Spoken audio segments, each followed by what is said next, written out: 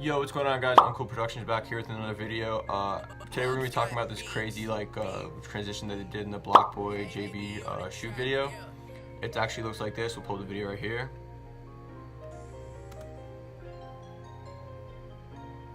So we're looking to get something like that. We'll play it one more time.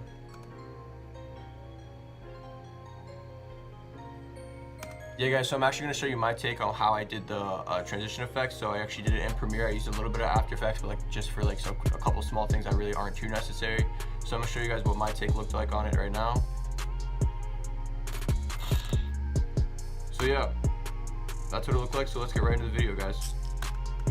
Alright guys, so once you actually get both your clips that you want to use into your Premiere file, what I did, since it's a transition effect, you're going to want to use 2 clips. So basically all I did, it looked like what they were doing in the video was just like zooming in a whole bunch of random ways and doing a couple flicker effects, and there's some actually ultra key in there if you guys didn't notice. But so what I did with my first clip, I actually cut it about halfway, maybe a little bit more than halfway. I cut it about right here.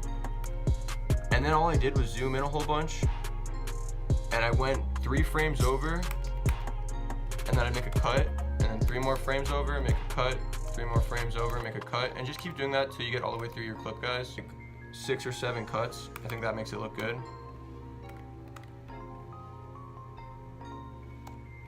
So now that you have your cuts, guys, this is what you actually want to do. You're actually just going to be positioning and scaling all of them. So let's say like with this first one, we're gonna actually scale this probably about to here with this first cut that we took. We're gonna move the positioning a little bit, move it to like here. And just keep going through and kind of just randomly scaling them and positioning them. Maybe a little bit more in that time, a little bit over. And you do wanna look back for reference, like this one's 302 scale and this one's 254, so it's gonna look a little bit bigger. And then we can go to this one, maybe make this one a little bit not as big. We'll move it all the way left or something, and move it up, and then go to the next one and make this one a little big. Move this one all the way down to the right maybe, and then take this one. So as you can see, guys, we're actually starting to get that effect a little bit. I'll play this what I have right now. So we have a little bit of like that jittery stuff. So now we're actually gonna go to the next one, scale it up. Do a whole bunch on this one. We'll go up.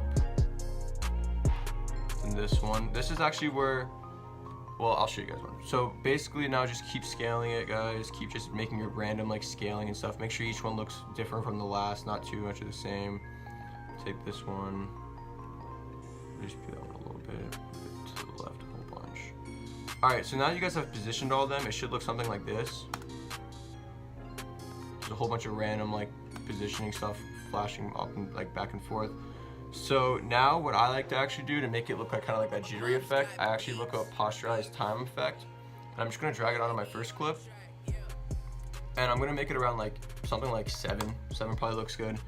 And then to get it, instead of just dragging the Posterize time and clicking 7 on every single one of these clips, I'm actually just gonna click here, right click it, click copy, and then I'm just gonna highlight all the ones that I did the positioning on and click, where is it? I'm gonna click paste attributes, and I'm gonna turn off the scale attributes, but I'm gonna keep the Posterize time ones just so they all have that same thing. And now you end up with something like this. And now actually what I did, I went on like my 3rd clip, and I actually added like an invert also, just to change the color for like a quick 3 frames. So I added an invert, and I actually used lightness, guys. I used lightness on this one. And then on the next one, I actually put like an ultra key, because that's what it looked like. They did like an ultra key in the video, just like make the background all black or something. I put an ultra key in the next one. And they just took out like something out here and just made it all black, it looked like. So then also, how you want to make it like transition into the next clip. So basically now just drag your next clip that you have right after that one, and just get to the end of this one. And let's go like 3 frames over, do the same cut, 3 frames over, same cut, 3 frames over, same cut. I'm gonna try like 3 cuts. You don't want to do too many cuts going into the next clip. Then it's the same thing, guys. It's just the positioning again. And then just add your Posterize time to actually all of these also, so you can just highlight them, paste your attributes again, do your Posterize time, and then yeah, you end up with something like this, guys. So it's a little quick effect. And then also what I actually like to do, so I took the ones that I did the like this one, where I got like that little white flash on it real quick. I actually added, I replaced it with an After Effects composition.